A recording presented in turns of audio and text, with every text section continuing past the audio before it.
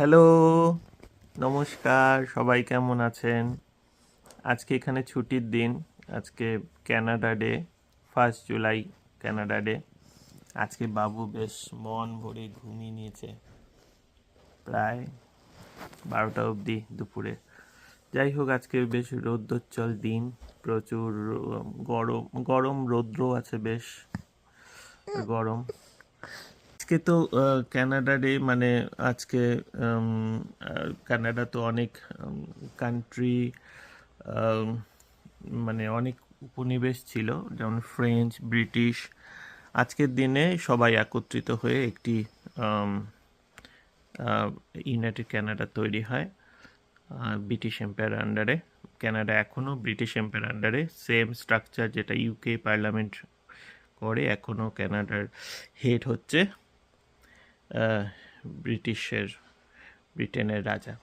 তো ওই Canada day, যাই হোক,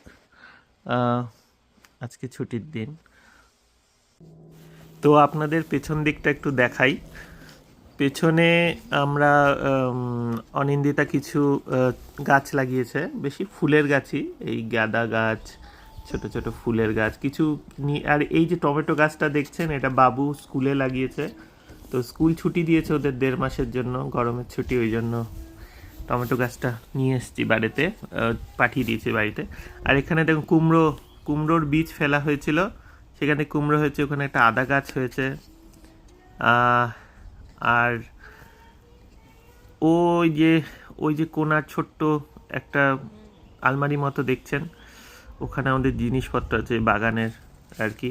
বাড়ির সামনেটাও দেখাই, যে পেছনের গেটটা দিয়ে সামনেও 2-1টা ফুল লাগানো হয়েছে। সামনের দিকটা আমাদের খুব একটা রোদ আসে না, শুধু বিকেলের দিকে একটু রোদ আসে। তা তবু এখানে এই যে একটি ডালিয়া আর কিছু ফুলের গাছ লাগানো হয়েছে, কিছু বীজ ফেলা হয়েছিল, ছোট চারাগুলো জন্মেছে, বাট রৌদ্র সেরকম নেই। আর দরজার কাছে জানেন যেটা সাজিয়ে রেখেছে সুন্দর করে, ভালো লাগছে।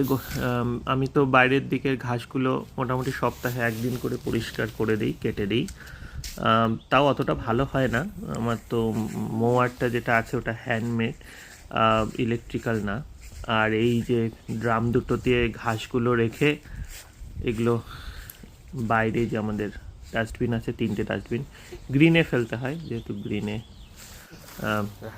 আর দেখুন ঝাড়ু আছে।